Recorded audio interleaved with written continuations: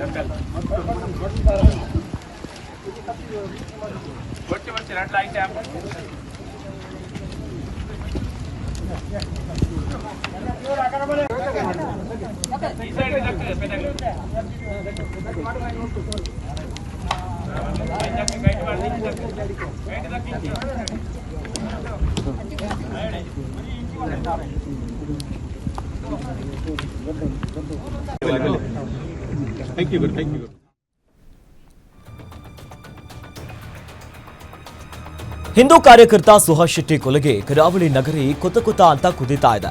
ದಕ್ಷಿಣ ಕನ್ನಡ ಬಂದ್ ಆಗಿದ್ದು ಹಿಂದೂ ನಾಯಕರ ಆಕ್ರೋಶ ಭುಗಿಲೆದ್ದಿದೆ. ಈ ಸಾವು ನ್ಯಾಯವೇ ಅಂತ ಬಿಜೆಪಿ ಹಾಗೂ ಆರ್ಎಸ್ಎಸ್ ನಾಯಕರು ಕಿಡಿಕಾರ್ತಿದ್ದಾರೆ. ಆರೋಪಿಗಳಿಗೆ ತಕ್ಕ ಶಿಕ್ಷೆ ಆಗಲೇಬೇಕು ಅಂತ ಹಿಂದೂ ಸಂಘಟನೆಗಳು ಬೀದಿಗಿಳಿದಿದೆ. ಇದರ ನಡುವೆ ಆರೋಪಿಗಳ ಪತ್ತೆಗೆ ಪೊಲೀಸರು ಬಲೆ ಬೀಸಿದ್ದಾರೆ.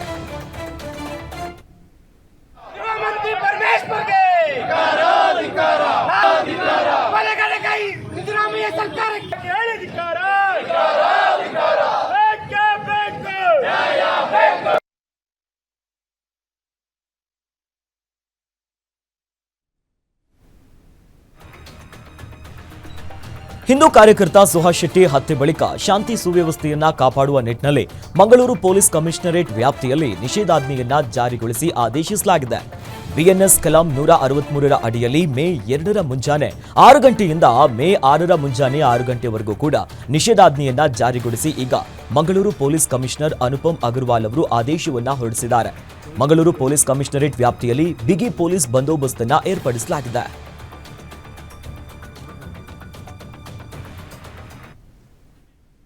ಸುಹಾಸ್ ಶೆಟ್ಟಿ ಅವ್ರ ಮೇಲೆ ಸುಮಾರು ಒಂದು 5-6 ಜನ ಸೇರಿ ವೆಹಿಕಲ್ ಇಂದ ಅಡ್ಡ ಹಾಕಿ ಮೊದಲೇ ಒಂದು ಗೂಡ್ಸ್ ಆಟೋ ಇಂದ ಅವ್ರ ಮೇಲೆ ನುಗ್ಗಿ ಆಮೇಲೆ ಸ್ವಿಫ್ಟ್ ಕಾರಲ್ಲಿ ಅವರು 5-6 ಜನ ಬಂದಿದ್ರು, ತಲ್ವಾರಿಂದ ಹಲ್ಲೆ ಮಾಡಿದ್ದಾರೆ.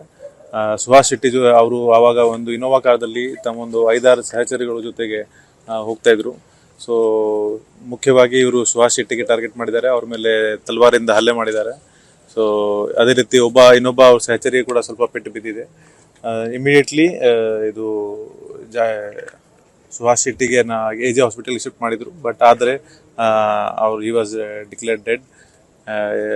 ಈ ಸಂದರ್ಭದಲ್ಲಿ ಸುಹಾಸ್ ಶೆಟ್ಟಿ 2022 ಅಲ್ಲಿ ಫಜಲ್ ಮರ್ಡರ್ಗೆ ಕೇಸಲ್ಲಿ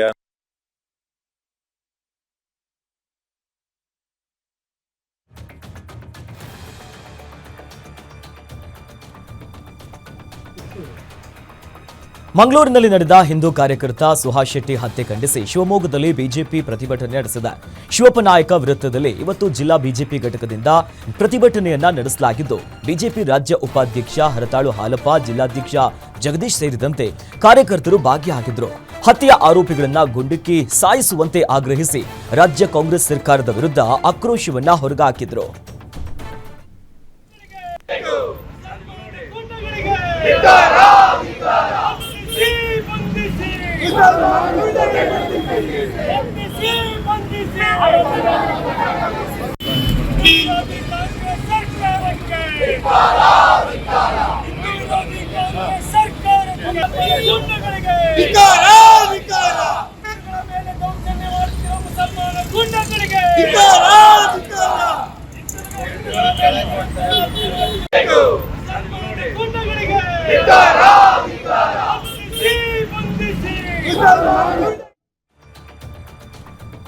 ಮಂಗಳೂರಿನಲ್ಲಿ ಹಿಂದೂ ಕಾರ್ಯಕರ್ತ ಸುಹಾಸ್ ಶೆಟ್ಟಿ ಹತ್ಯೆಯನ್ನ ಖಂಡಿಸಿ ಬೀದರ್ನಲ್ಲಿ ಬಿಜೆಪಿ ಕಾರ್ಯಕರ್ತರು ಪ್ರತಿಭಟಿಸಿದರು.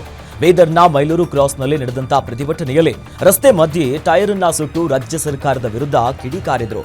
ಇನ್ನು ಪೊಲೀಸರ ವಿರೋಧದ ಮಧ್ಯೆಯೂ ಕೂಡ ಕಾರ್ಯಕರ್ತರು ಟೈರ್ ಸುಟ್ಟು ತೀವ್ರ ವಿರೋಧವನ್ನ ವ್ಯಕ್ತಪಡಿಸಿದರು.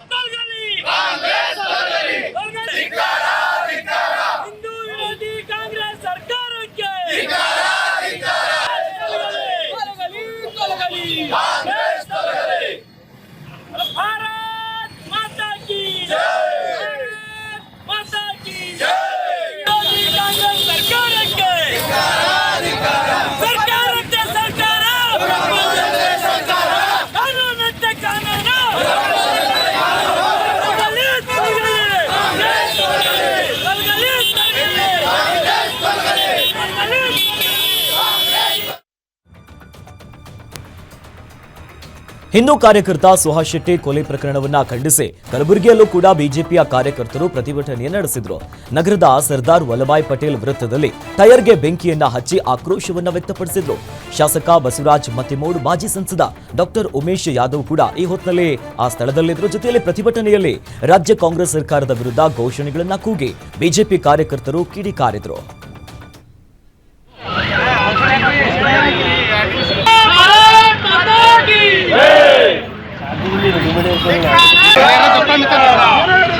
ಕಾಂಗ್ರೆಸ್ ಸರ್ಕಾರಕ್ಕೆ ಬೇಕೇ ಬೇಕು, ನ್ಯಾಯ ಬೇಕು, ಬೇಕೇ ಬೇಕು, ನ್ಯಾಯ ಬೇಕು, ಕಾಂಗ್ರೆಸ್ ಸರ್ಕಾರಕ್ಕೆ.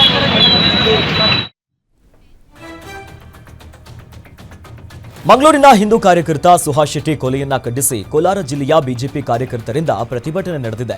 ಬಿಜೆಪಿ ಜಿಲ್ಲಾ ಅಧ್ಯಕ್ಷ ಓಂ ಶಕ್ತಿ ಚಲಪತಿ ನೇತೃತ್ವದಲ್ಲಿ ಪ್ರತಿಭಟನೆ ನಡೆಸಿದ್ದಾರೆ. ನಗರದ ಪ್ರಮುಖ ನಗರಗಳಲ್ಲಿ ಮಾನವ ಸರಪಳಿಯನ್ನ ನಿರ್ಮಿಸಿ ಕಾಂಗ್ರೆಸ್ ಸರ್ಕಾರ ಕೊಲೆಗಡುಕ ಸರ್ಕಾರ ಅನ್ನೋದಾಗಿ ಘೋಷಣೆಗಳನ್ನ ಕೂಗಿ ಟೈರ್ಗೆ ಬೆಂಕಿ ಹಚ್ಚಿ ಸರ್ಕಾರದ ವಿರುದ್ಧ ಕಾರ್ಯಕರ್ತರು ಆಕ್ರೋಶವನ್ನ ವ್ಯಕ್ತಪಡಿಸಿದ್ದಾರೆ. ಮಂಗಳೂರಿನ ಹಿಂದೂ ಕಾರ್ಯಕರ್ತ ಸುಹಾಸ್ ಶೆಟ್ಟಿ ಹತ್ಯೆಯನ್ನ ಖಂಡಿಸಿ ವಿಜಯಪುರದ ಗಾಂಧಿ ಚೌಕ್ನಲ್ಲಿ ಬಿಜೆಪಿ ಕಾರ್ಯಕರ್ತರು ಪ್ರತಿಭಟನೆಯನ್ನು ನಡೆಸಿದರು. ಪಾಕಿಸ್ತಾನ ಪ್ರೇಮಿಗಳಿಂದ ಹಿಂದೂ ಕಾರ್ಯಕರ್ತನ ಹತ್ಯೆ ಅಂತ ಘೋಷಣೆಗಳನ್ನ ಕೂಗಿ ಬಿಜೆಪಿ ಮುಖಂಡರು ಮತ್ತು ಕಾರ್ಯಕರ್ತರ ಪ್ರೊಟೆಸ್ಟ್ ನಡೆಸಲಾಯಿತು. ರಾಜ್ಯ ಸರ್ಕಾರದ ವಿರುದ್ಧ ಘೋಷಣೆಗಳನ್ನ ಕೂಗಿ ಪ್ರತಿಭಟನೆ ಮಾಡಿ ಆಕ್ರೋಶವನ್ನ ಹೊರಗಾಕಿದ್ರು.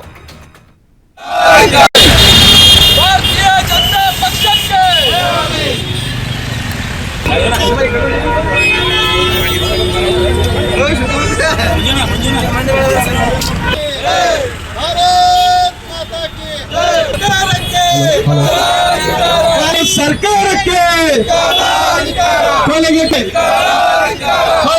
ಸರ್ಕಾರಕ್ಕೆ.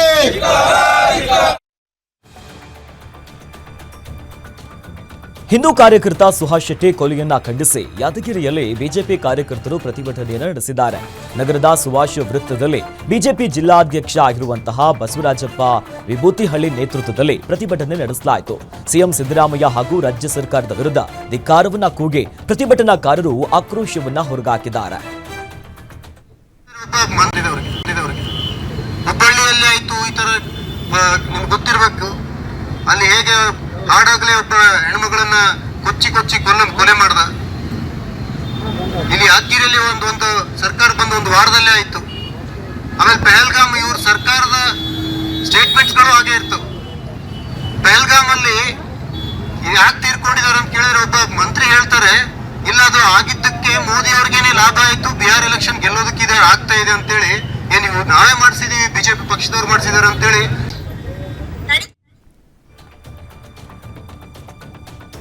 ಮಂಗಳೂರಿನಲ್ಲಿ ಹಿಂದೂ ಕಾರ್ಯಕರ್ತ ಸುಹಾಸ್ ಶೆಟ್ಟಿಯ ಹತ್ಯೆ ಹಿನ್ನೆಲೆ ದಾವಣಗೆರೆಯಲ್ಲಿ ಜಿಲ್ಲಾ ಬಿಜೆಪಿ ಹಾಗೂ ಹಿಂದೂ ಕಾರ್ಯಕರ್ತರು ಪ್ರತಿಭಟನೆಯನ್ನು ನಡೆಸಿದರು. ನಗರದ ವಿದ್ಯಾರ್ಥಿ ಭವನ್ ಸರ್ಕಲ್ನಲ್ಲಿ ನಡೆದ ಪ್ರತಿಭಟನೆಯಲ್ಲಿ ಟೈರ್ಗೆ ಬೆಂಕಿಯನ್ನ ಹಚ್ಚುವ ಮೂಲಕ ಹಿಂದೂ ಕಾರ್ಯಕರ್ತರು ತೀವ್ರ ಆಕ್ರೋಶವನ್ನ ಹೊರಗಾಕಿದ್ರು. ಈ ವೇಳೆ ಬೆಂಕಿ ಹೊತ್ತುಕೊಂಡಿದ್ದ ಟೈರ್ಗೆ ನೀರು ಹಾಕಲು ಪೊಲೀಸರು ಮುಂದಾಗಿದ್ರು. ಆದರೆ ಈ ವೇಳೆ ಪೊಲೀಸರನ್ನ ಹಿಂದೂ ಕಾರ್ಯಕರ್ತರು ತಡೆ ಹಿಡಿದಿದ್ರು. ಇಬ್ಬರ ನಡುವೆ ತೀವ್ರ ವಾಗ್ವಾದ ಕೂಡ ಏರ್ಪಟ್ಟಿತ್ತು.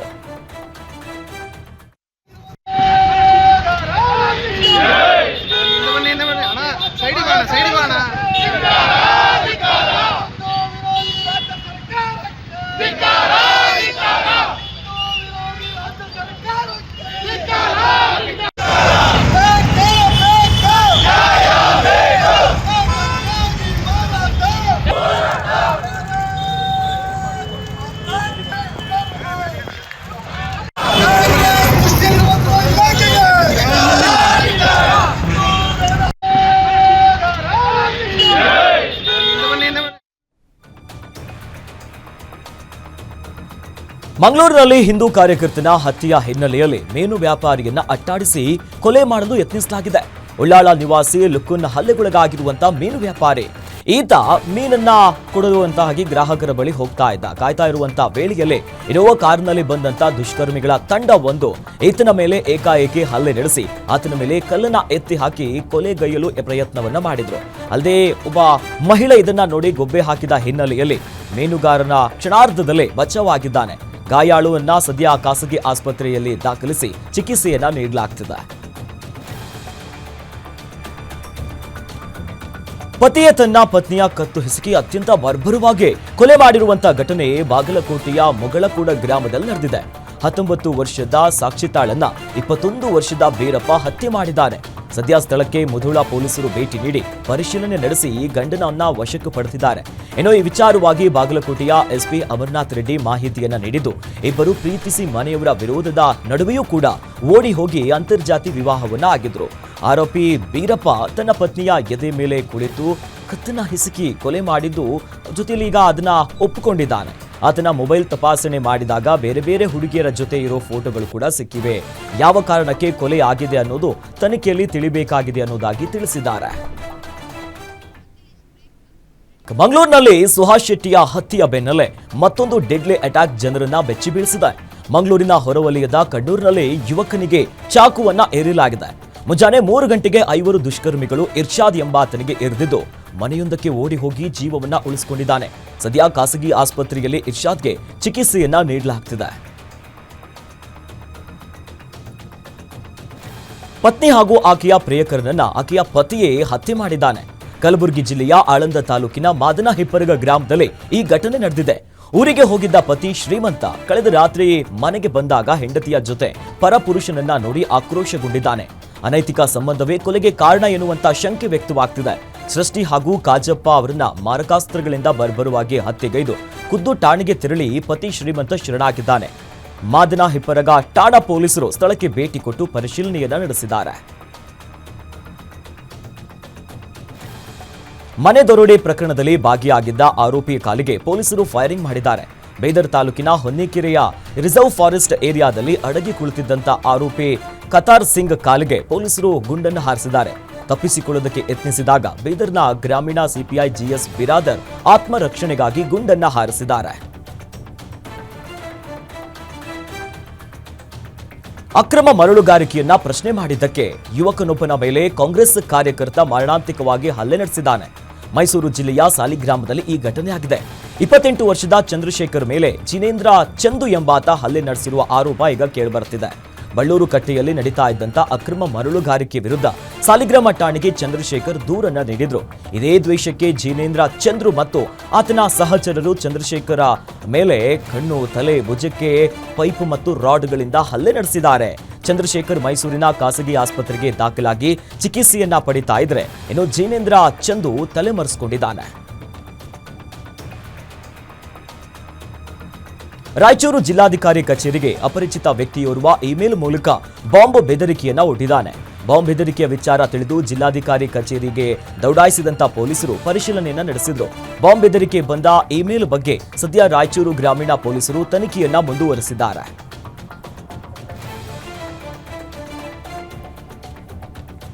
ಇತ್ತ ಚಾಮರಾಜನಗರ ಜಿಲ್ಲಾಡಳಿತ ಭವನಕ್ಕೂ ಕೂಡ ಬಾಂಬ್ ಬೆದರಿಕೆಯ ಸಂದೇಶ ಬಂದಿದೆ ಅಂತ ಡಿಸಿ ಶಿಲ್ಪಾ ನಾಗ್ ಅವರು ಮಾಹಿತಿಯನ್ನ ಕೊಟ್ಟಿದ್ದಾರೆ. ಇಂದು ಮಧ್ಯಾಹ್ನ 3:10ಕ್ಕೆ ಈ ಹೊತ್ತಿನಲ್ಲಿ ಬಾಂಬ್ ಸ್ಫೋಟಿಸುವುದಾಗಿ ಜಿಲ್ಲಾಧಿಕಾರಿಗಳ ಕಚೇರಿಗೆ ಖಾಸಗಿ ಏಜೆನ್ಸಿಯ ಮೂಲಕ ಇಮೇಲ್ ಬಂದಿತ್ತು.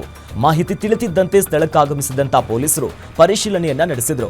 ಬಾಂಬ್ ಬೆದರಿಕೆ ಸಂದೇಶದ ಬಗ್ಗೆ ತನಿಖೆಯನ್ನ ಮುಂದುವರೆಸಿದ್ದಾರೆ. ಮಹೇಂದ್ರ ತಾರ್ ಮತ್ತು ಬುಲೆಟ್ ನಡುವೆ ಭೀಕರ ಅಪಘಾತ ಸಂಭವಿಸಿ ಬೈಕ್ನ 2 ಸವಾರರು ಮೃತಪಟ್ಟಿದ್ದಾರೆ. ಚಿಕ್ಕಬಳ್ಳಾಪುರದ ನಾಗೇಂದ್ರಹಳ್ಳಿ ಗೇಟ್ ಬಳಿ ಈ ಘಟನೆಯಾಗಿದೆ.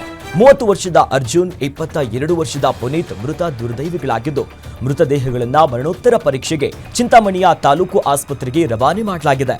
ಈ ಸಂಬಂಧ ಚಿಂತಾಮಣಿ ಗ್ರಾಮಾಂತರ ಪೊಲೀಸ್ ಠಾಣೆಯಲ್ಲಿ ಪ್ರಕರಣ ದಾಖಲಾಗಿದೆ.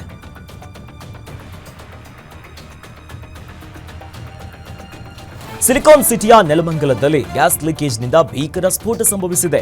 ಇನ್ನು ಉದ್ಘಾಟನೆಗೆ ಸಿದ್ಧವಾಗಿದ್ದಂತ ಕಾಫಿ ಶಾಪ್ನಲ್ಲಿ ಈ ಸಿಲಿಂಡರ್ ಸ್ಫೋಟಗೊಂಡು ಅನಾಹುತ ಸಂಭವಿಸಿದೆ. ಅಗ್ನಿ ದುರಂತದಲ್ಲಿ ಲಕ್ಷಾಂತರ ರೂಪಾಯಿ ಮೌಲ್ಯದ ವಸ್ತುಗಳು ಸುಟ್ಟು ಭಸ್ಮ ಆಗಿದೆ. ದುರಂತದ ವೇಳೆ ಕಾಫಿ ಶಾಪ್ನಲ್ಲಿದ್ದವರು ಅದೃಷ್ಟವಶಾತ್ ಪ್ರಾಣ ಅಪಾಯದಿಂದ ಪಾರಾಗಿದ್ದಾರೆ. ಸದ್ಯ ಮಾದನಾಯಕನಹಳ್ಳಿ ಪೊಲೀಸ್ ಠಾಣೆಯಲ್ಲಿ ಪ್ರಕರಣ ದಾಖಲಾಗಿದೆ. ಇನ್ನು ಕಾಫಿ ಶಾಪ್ನಲ್ಲಿ ಸಿಲಿಂಡರ್ ಸ್ಫೋಟಕ್ಕೆ ಸಂಬಂಧಪಟ್ಟಂತೆ ಈಗಾಗಲೇ ಪ್ರಕರಣ ದಾಖಲಾಗಿ ತನಿಖೆಯನ್ನು ಮುಂದುವರೆಸಿದ್ದಾರೆ. ವಿದ್ಯುತ್ ತಂತಿ ತಗುಲಿ ಮೇವು ಸಾಗಿಸುತ್ತಿದ್ದಂಥ ಟ್ರ್ಯಾಕ್ಟರ್ ಹೊತ್ತಿ ಉರಿದಿದೆ. ಯಾದಗಿರಿ ಜಿಲ್ಲೆಯ ವಡೇಗೆರ ತಾಲೂಕಿನ ಬೆಂಡಬೆಂಬಳಿ ಗ್ರಾಮದಲ್ಲಿ ಈ ಭೀಕರ ಘಟನೆ ಸಂಭವಿಸಿರೋದು. ಟ್ರ್ಯಾಕ್ಟರ್ನಲ್ಲಿ ರೈತರು ಮೇವನ್ನು ಸಾಗಾಟ ಮಾಡುವಂತ ಹೊತ್ತಿನಲ್ಲಿ ಜೋತು ಬಿದ್ದ ವಿದ್ಯುತ್ ತಂತಿಯಿಂದ ತಗುಲಿ ಇಂಥದ್ದೊಂದು ಘಟನೆಯಾಗಿದೆ. ಟ್ರ್ಯಾಕ್ಟರ್ನ ಟ್ರಾಲಿ ಸುಟ್ಟು ಭಸ್ಮವಾಗಿದ್ದು ವಡೇಗೆರ ಪೊಲೀಸ್ ಠಾಣೆಯಲ್ಲಿ ಪ್ರಕರಣ ದಾಖಲಾಗಿದೆ. ವಕ್ಫ್ ತಿದ್ದುಪಡಿ ಕಾಯ್ದೆಯನ್ನು ವಿರೋಧಿಸಿ ಬೆಳಗಾವಿ ಜಿಲ್ಲೆಯ ಚಿಕ್ಕೋಡಿಯಲ್ಲಿ ಬೃಹತ್ ಪ್ರತಿಭಟನೆಯನ್ನು ನಡೆಸಲಾಯಿತು. ಮಜೀದೆ ಉಮರ್ ದಿನ್ ಬಸವೇಶ್ವರ ಸರ್ಕಲ್ ವರೆಗೂ ಕೂಡ ಪ್ರತಿಭಟನಾ ರ್ಯಾಲಿಯಲ್ಲಿ 1000ಕ್ಕೂ ಅಧಿಕ ಪ್ರತಿಭಟನಾಕಾರರು ಭಾಗವಹಿಸಿದರು. ಬಸವೇಶ್ವರ ವೃತ್ತದಲ್ಲಿ ಮಾನವ ಸರಪಳಿಯನ್ನ ನಿರ್ಮಿಸಿ ರಸ್ತೆ ತಡೆದು ತೀವ್ರ ಆಕ್ರೋಶವನ್ನು ಹೊರಹಾಕಿದ್ರು. ಕೈಗೆ ಕಪ್ಪು ಬಟ್ಟೆಯನ್ನ ಕಟ್ಟಿಕೊಂಡಂತ ಪ್ರತಿಭಟನಾಕಾರರು ವಕ್ಫ್ ತಿದ್ದುಪಡಿ ಕಾನೂನು ವಾಪಸ್ ಪಡೆಯುವಂತೆ ಆಗ್ರಹಿಸಿದ್ರು. ವಕ್ಫ್ ಕಾಯ್ದೆಯನ್ನ ವಿರೋಧಿಸಿ ಹುಬ್ಬಳ್ಳಿಯಲ್ಲಿ ಇಂದು ಬೃಹತ್ ಪ್ರತಿಭಟನೆ ನಡೆಸಲಾಯಿತು. ಅಂಜುಮನ್ ಸಂಸ್ಥೆಯ ಅಧ್ಯಕ್ಷ ಎಂಎಂ ಹಿಂಡಸಗೇರಿ ನೇತೃತ್ವದಲ್ಲಿ ಹುಬ್ಬಳ್ಳಿಯ ಚೆನ್ನಮ್ಮ ಸರ್ಕಲ್ನಿಂದ ಅಂಬೇಡ್ಕರ್ ಪ್ರತಿಮೆಯವರೆಗೂ ಕೂಡ ಪ್ರತಿಭಟನೆಯನ್ನ ಮಾಡಿದರು.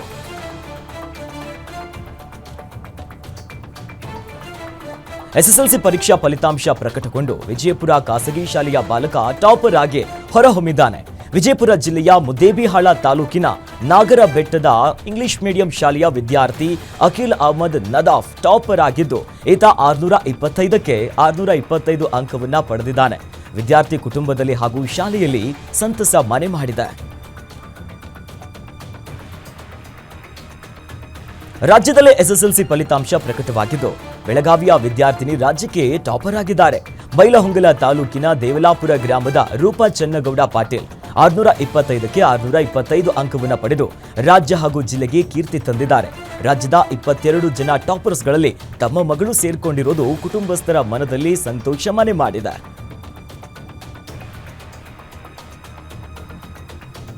ಎಸ್ಎಸ್ಎಲ್ಸಿ ಫಲಿತಾಂಶ ಪ್ರಕಟಗೊಂಡಿದ್ದು ತುಮಕೂರಿನ ಒಂದೇ ಶಾಲೆಯ 2 ಮಕ್ಕಳು ರಾಜ್ಯಕ್ಕೆ ಪ್ರಥಮ ಸ್ಥಾನವನ್ನು ಪಡೆದಿದ್ದಾರೆ. ಚೈತನ್ಯ ವಿದ್ಯಾಮಂದಿರದ ಮೊಹಮ್ಮದ್ ಆದಿಲ್ ಹಾಗೂ ಯಶ್ವಿತಾ ರೆಡ್ಡಿ 625ಕ್ಕೆ 625 ಅಂಕವನ್ನು ಪಡೆದು ರಾಜ್ಯಕ್ಕೆ ಟಾಪರ್ಸ್ ಆಗಿದೆ. ತಮ್ಮದೇ ಶಾಲೆಯಲ್ಲಿ ಓದಿದ 2 ವಿದ್ಯಾರ್ಥಿಗಳು ರ್ಯಾಂಕ್ ಪಡೆದಿರೋದ್ರಿಂದ ಚೈತನ್ಯ ವಿದ್ಯಾಮಂದಿರದ ಪ್ರಾಂಶುಪಾಲರು ಹಾಗೂ ಶಿಕ್ಷಕರು ಸಂತೋಷಪಟ್ಟಿದ್ದಾರೆ. ಸೆಕ್ಷನ್ 4ರ ಅಡಿಯಲ್ಲಿ ಸರ್ವೆಗೆ ಮುಂದಾಗಿದ್ದಕ್ಕೆ ಅರಣ್ಯ ಸಿಬ್ಬಂದಿಗಳ ವಿರುದ್ಧ ಸಾರ್ವಜನಿಕರು ಆಕ್ರೋಶವನ್ನು ವ್ಯಕ್ತಪಡಿಸಿದ್ದಾರೆ.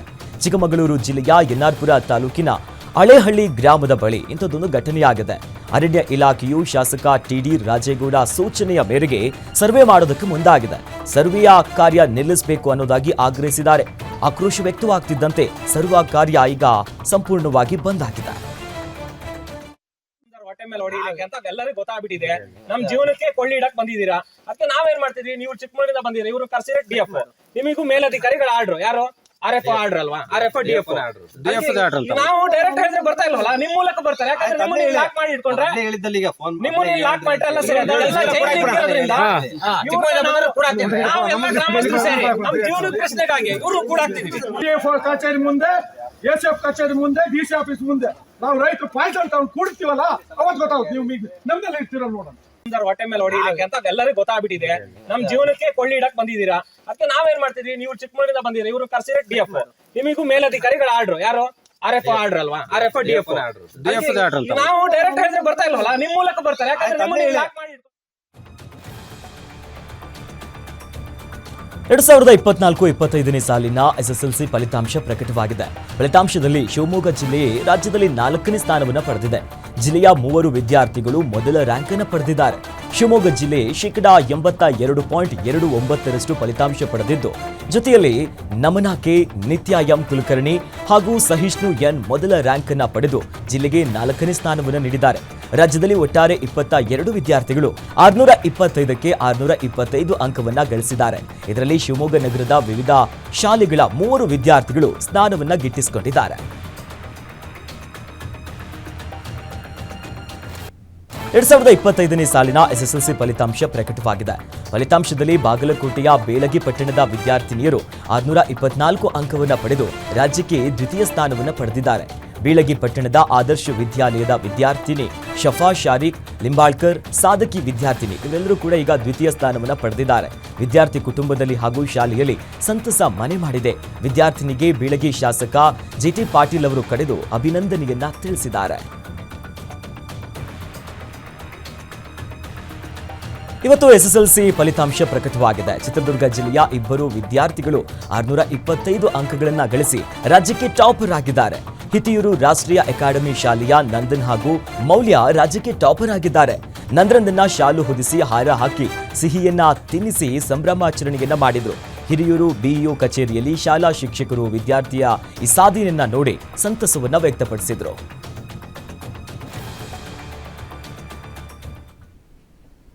ಇಷ್ಟೊತ್ತು ನೀವು ನೋಡಿದ್ದು ಗ್ಯಾರಂಟಿ ನ್ಯೂಸ್, ಸುದ್ದಿ ಖಚಿತ, ನ್ಯಾಯ ನಿಶ್ಚಿತ.